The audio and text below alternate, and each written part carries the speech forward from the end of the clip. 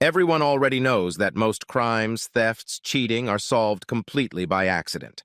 And here you do not want to offend investigators and detectives who collect all possible and impossible details. After all, it seems it is only necessary to listen and wait for all the evil to show itself to everyone.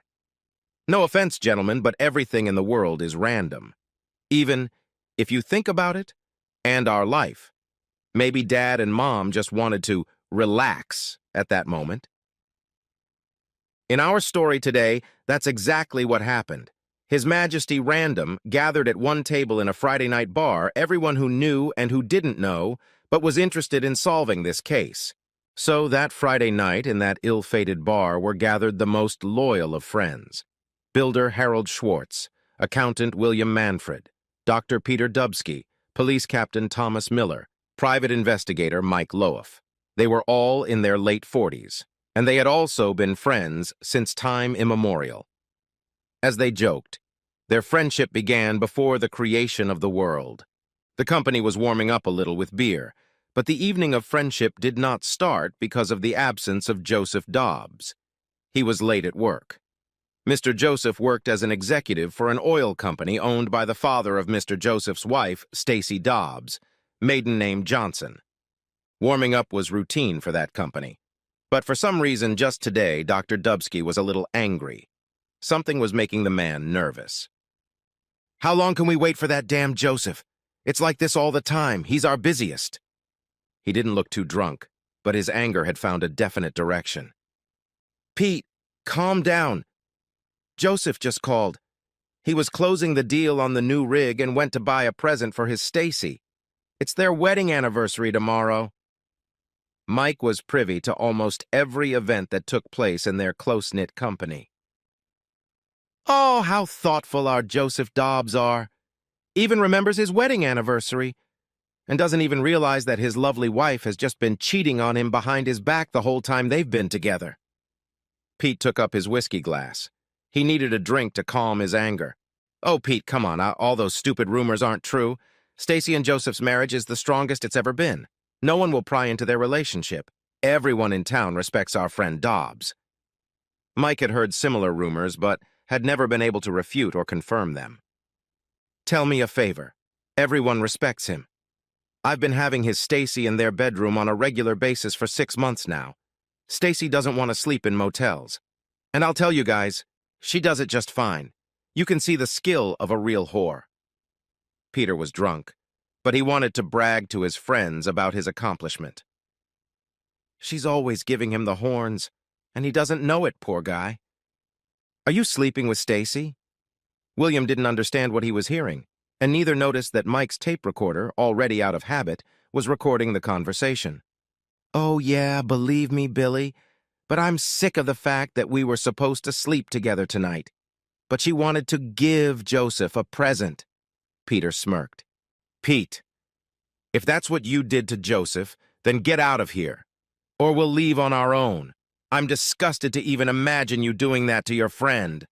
Hell, I can't believe you're telling such bullshit." Thomas was enraged. "Come on, guys, calm down. I'll tell you another piece of news about your poor Joseph in confidence. Both of his kids aren't actually his biological children. That's what Stacy told me, and you realize Mom knows best about these things. Also, I'm not her first lover. She said I'm the 6th guy in her bedroom, and I readily believe her." The news made the company even angrier, and no one noticed that Joseph himself was standing near the bar at this time, stunned by what he had heard. "You know, Pete, I'm going to leave on my own. I don't even want to know you. You're not my friend anymore if you do that."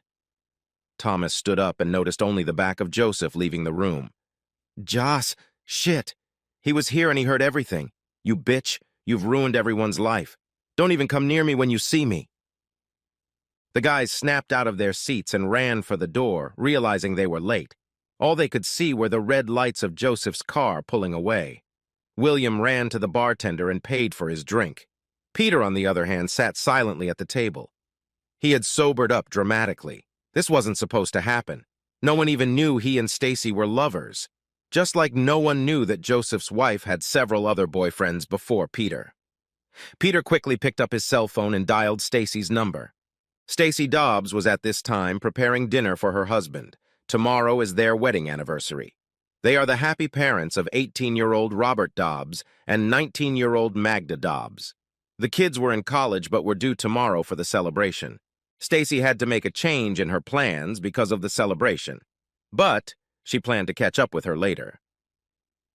Just then, the phone rang. Stacy saw the caller's name. Peter Dubsky was Joseph's friend and Stacy's secret lover.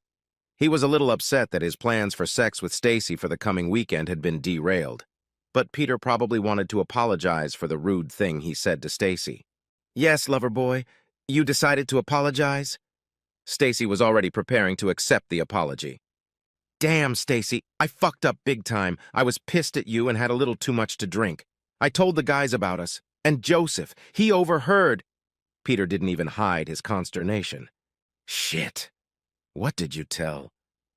Stacy slumped in her chair.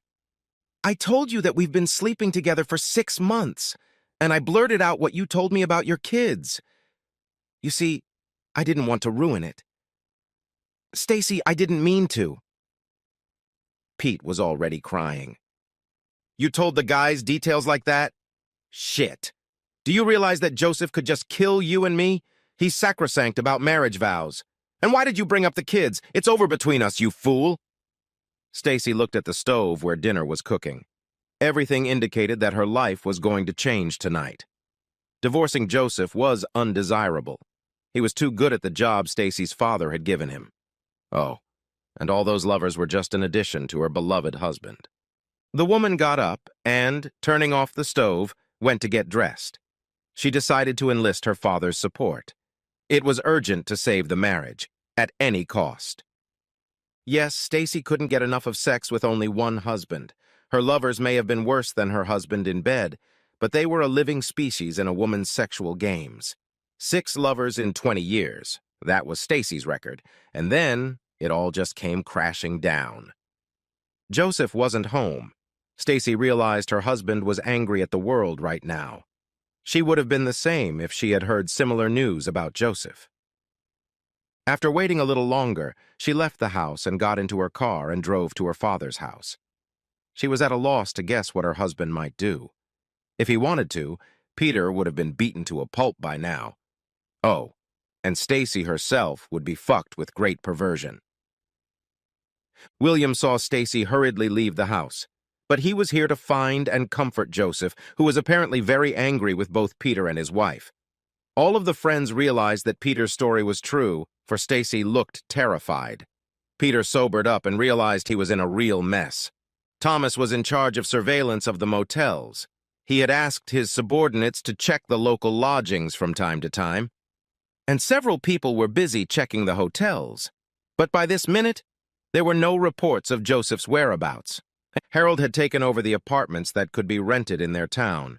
But alas, their friend had not been met there, nor had his car been seen. Mike at this point was checking Joseph's cell phone. He wanted to use the navigator to determine where Joseph was now.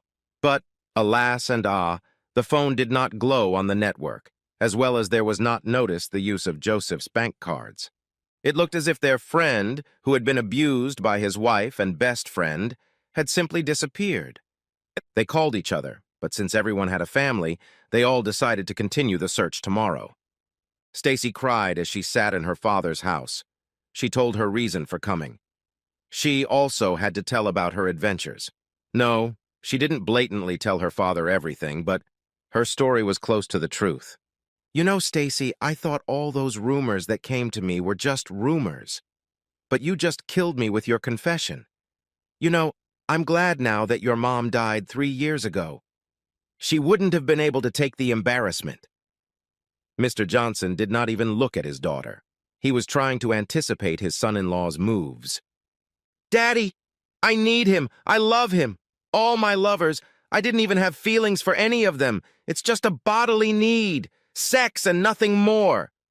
Stacy began to cry. "You love him? That's weird. And you didn't have 2 children with him." The father sighed bitterly. "But if this is how you show your love, then pray tell, what does your hate look like?" "Dad, tomorrow is our wedding anniversary." We've already made reservations at the restaurant. How am I going to explain to people that we're canceling the celebration?" Stacy was horrified. The kids were due to arrive tomorrow. "Well, I guess you have to wait until morning. If Joseph doesn't come back, you'll have to file a missing persons report with the police. I think the police will find him." Mr. Johnson looked at his daughter sadly. "You need to get some sleep. We'll find out tomorrow." Stacy stayed at her father's house. She was afraid to stay in an empty house, and she was frightened by the uncertainty she felt about Joseph. As it turned out in the morning, all the invitees had already been notified by Joseph that the happy marriage anniversary celebration had been canceled.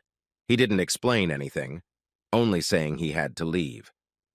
Even the children received a similar message from their father, although there was a note here saying that they'd better ask their mom about the reasons, as well as finding out the whole history of their parents' life together. Both Robert and Magda felt that something had happened that they hadn't expected, and the message to seek an explanation from their mother made the children dial their mother's number in the morning. The first to call was Magda, who, without a greeting, immediately set about questioning Mom about what had happened. "What the hell happened, Mom?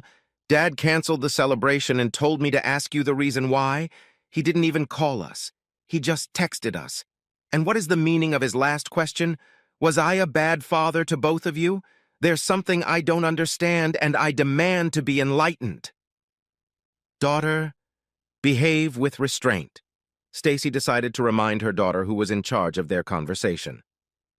"Daddy found out something bad about me and decided to cancel the celebration, and he loves you guys more than life, so you can consider him a great dad."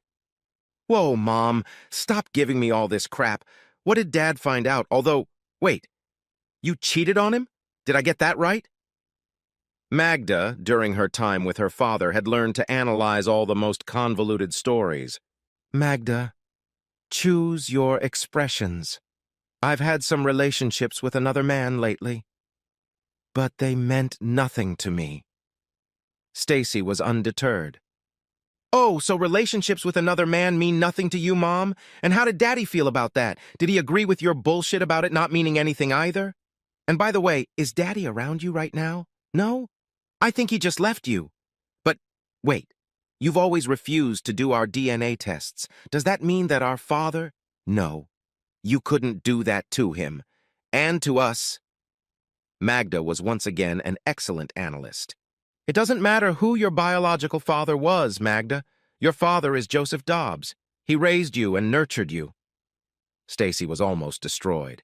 But here, Magda herself suddenly ended the conversation, not even wanting to listen to her mom. And then, Stacy couldn't get through to Robert. Her son was talking to someone for a very long time and didn't even want to contact his mom after the conversation was over.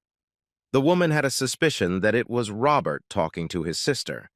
After all, Magda hadn't returned her mother's calls either. And Joseph's cell phone didn't come online until sometime later. One oddity suddenly surfaced, though. Someone had withdrawn money from the Dobbs family accounts. Not all of it, just half the capital. It was a pretty substantial sum. And Joseph's phone was spotted for a few minutes at the county center.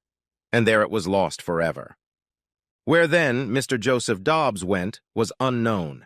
His car, as it turned out, was sold through a small company in some town in the state. His phone was thrown in the trash. His personal internet email was shut down and blocked. His social media pages were simply canceled. It all looked like the man wished he could just disappear without any possibility of being found. Six-figure sums were also transferred to special accounts for Robert and Magda Dobbs. Stacy Dobbs was never contacted or explained. Mr. Johnson still couldn't find a son-in-law, which forced him to look for a replacement executive director. Stacy tried calling her mother-in-law, but she resolutely refused to talk to her daughter-in-law about her son. It turned out that Joseph had managed to tell his mother many embarrassing details of Stacy's life. It was a complete humiliation for a woman who in 1 minute lost her reliable husband because of the long tongue of an offended lover. Meanwhile, Peter himself was preparing for his own divorce. His wife Barbara had gotten some clues about her husband's prodigal life, and now Peter had to leave home quickly. Barbara was filing for full custody of the children, demanding a 65% to 35% division of assets in her favor. They had at one time signed a prenuptial agreement that Peter was committed to paying solid child support for the 3 children in the event of his infidelity. Yes, Joseph's friends made sure of that. They simply told Barbara about the conversation at the bar and gave her a copy of Peter's story. To not take advantage of such a gift would have been an unforgivable mistake. Stacy's life became a living hell. No one would talk to her. She was shunned by her former friends. But the biggest trouble for the woman was from the children, who simply did not want to talk to their mother. Robert, whom their mom decided to shame, made a strong demand, which was to tell just one thing: who are his and Magda's biological fathers? If Stacy would answer the question, then they might be able to end their mother's boycott. Yes, Stacy knew that Magda's father was her first lover, Henry Parker, Stacy's own partner, and the same age as Stacy's father, who had taken a liking to Mrs. Dobbs.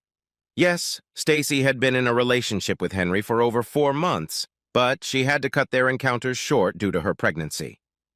There was a similar situation with Robert's father, the head of the brokerage company Lance Monroe, where he and Joseph were in the process of buying a house, got a lucky ticket from Mrs. Dobbs, and as a result, from their encounters in due course, Robert was born. Mr. Lenz himself was at that time over 55 years of age. With 4 more lovers, Stacy met more time. With Julian Polak, owner of a chain of restaurants, Stacy met about a year. Then there was the famous basketball player Gigi Martyr, who Stacy dated for about a year as well. 2 more of Stacy's lovers were 2 doctors from the city's central hospital, gynecologist Harry Nishwell and the already famous Peter Dubsky, who was a surgeon. With them, Stacy dated for about 6 months. Of the 20 years of married life, Stacy Dobbs spent about 4 years with her lovers. The pauses and having all those years of fidelity were due to Stacy resting from her romance after breakups with lovers who had the only requirement of being clean for diseases. Well, and no affection in the sensual sense. No, these weren't regular meetings. Once a month, Stacy would call her next lover to the family home, where no one thought of her husband during sex anymore. No, Stacy didn't tell her children about her former lovers. She tried to reason with Robert for a while, but the guy just stopped answering his mother's phone calls. None of Joseph's close friends spoke to the woman. No information, no dinner table conversations or meetings. No meeting at work or outside of work.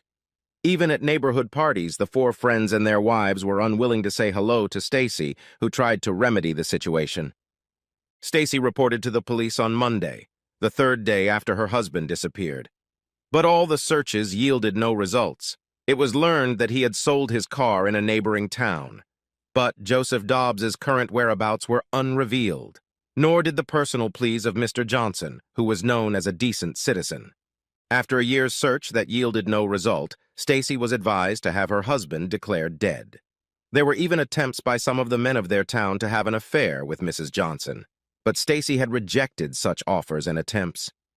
She was ashamed to admit that, having a legitimate husband, her adultery was sharper and more arousing. And now that it was out in the open, she had no desire to even just have sex. Stacy was now working for her father's company. She had had to quit her previous job because of the constant rumors and whispers behind her back. She had even started to improve her relationship with her children, although it was far from completely warming up. Another 3 years passed, still no word from Joseph, although Stacy suspected her husband's family knew where Joseph Dobbs was. And the children, Stacy suspected, knew more than they were telling their mother. But all attempts to find out were simply ignored. And then Stacy exercised her right to divorce Joseph. She was resentful of the world, but her main resentment was her husband, who had left Stacy. Let Joseph's reason was serious, but as Stacy herself thought, he could just talk. After a while, Stacy was recognized as a free woman. She even got her maiden name back. And then, 2 months after the divorce, Stacy met Nick Marks. The man was new to their town and worked for the partners of Stacy's father's firm. Their relationship became official a month after they met. Everyone reacted differently. Joseph's friends didn't even notice it. Her ex-husband's parents and children just ignored it. Nick wanted to be friends with his wife's children, but neither Robert nor Magda even tried to play along with such attempts. Stacy, on the other hand, explained that it was hard for children who were already adults themselves to forget their father. And then Magda announced that she was going to marry her steady boyfriend, Oliver Myers. The girl informed everyone that she and Oliver would be getting married in the summer, in mid-July. Stacy and Nick tried to finance this wedding themselves, but Magda simply refused to accept even the smallest amount. It was so hurtful that Stacy even ended up in the hospital with a nervous breakdown. But the daughter was adamant in her persistence. Nick tried to find out from Robert the reason for such behavior of Magda, but the guy looked into the eyes of a man who was not to blame for their family's problems, said that Magda was helped by her father's relatives. Nick was surprised, because from what Stacy said, he knew that the doors to the homes of former relatives were closed to his spouse. Stacy was surprised, too, when Nick told her what he'd heard. She couldn't find out more.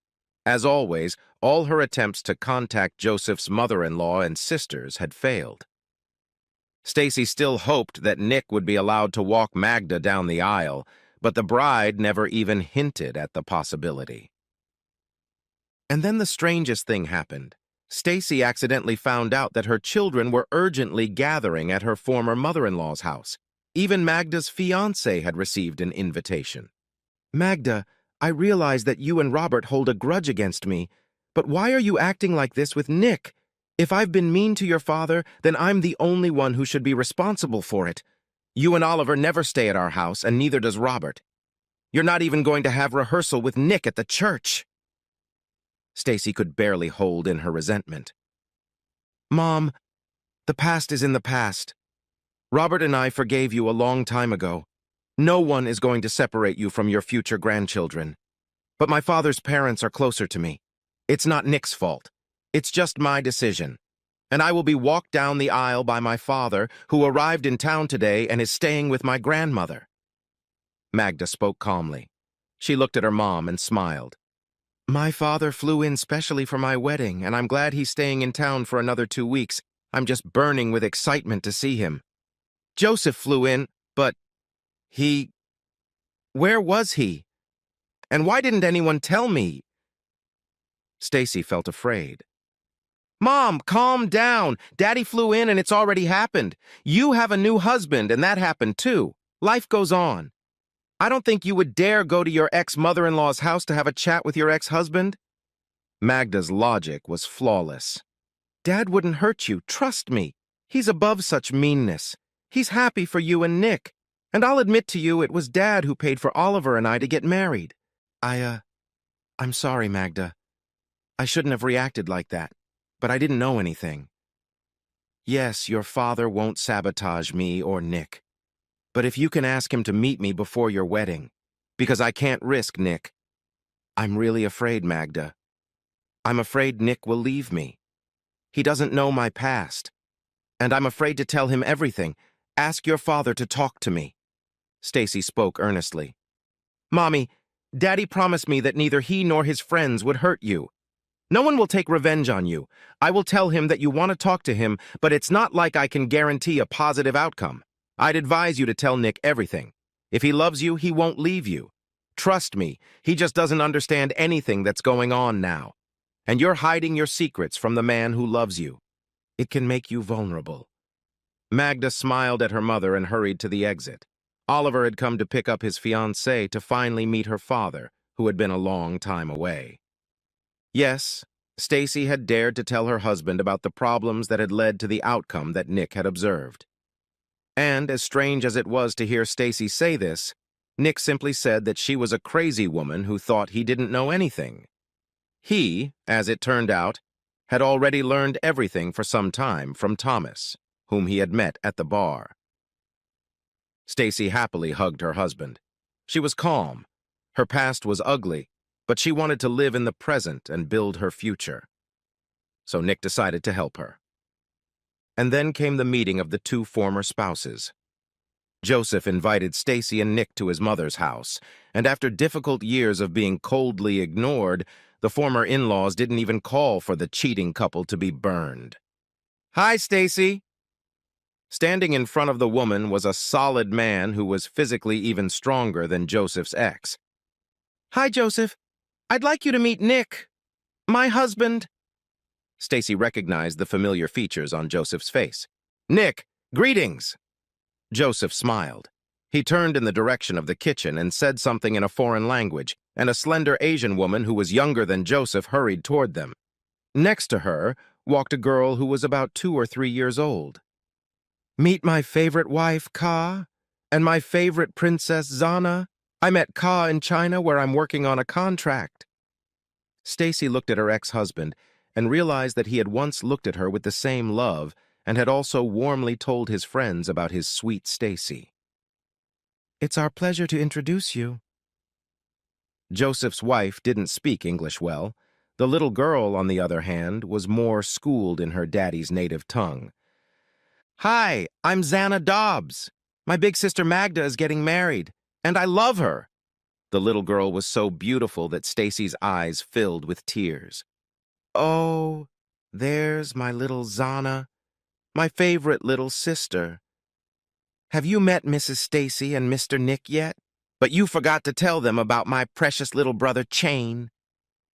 A joyful Magda came up to them and hugged the joyful little girl. "Brother Chain is sleeping now. He's always sucking on my mommy's breasts and sleeping. Even Daddy doesn't hold on to my mommy's breasts that much, though he loves them too." Zaina smiled. But Ka herself blushed, for she understood her daughter's words. Everyone laughed at what they heard. Stacy suddenly decided that she and Nick would need to fill their home with similar fun. After all, Nick had recently suggested that his wife adopt 2 children. His cousin had gotten sick and couldn't handle the burden of supporting her babies because of a serious illness. Nick, seeing the warmth in his wife's eyes, squeezed her hand. Then he looked at Joseph and said, "I want to thank you for this moment that I want to remember for the rest of my life. My wife is so happy right now." It was Stacy's turn to blush. The wedding was fun. Joseph walked his daughter down the aisle. But little Xana decided that she too could say she was marrying her sister Magda. After all, if her father is allowed to say that, then Xana gets all the rights to those words. Coincidentally, even little Chain, who was being held in Stacy's arms, was smiling, though he tried to taste the unknown woman's breasts. The boy was probably hungry. Well, Ka stopped such actions of her youngest son in time. Yes, life is not a simple quest to which you can give a single answer. Sometimes you have to try to correct yourself and hope for forgiveness from someone you have mortally offended. After all the grudges people can live with make us miserable. And you know, no one was hurt while writing this story, not even Peter Dubsky. Although he's gone somewhere and no one knows his current address. Maybe he's looking for happiness, too. Well, that's not our story at all. Love, farewell, live, no hard feelings. Although a little anger is allowed, it motivates us to action.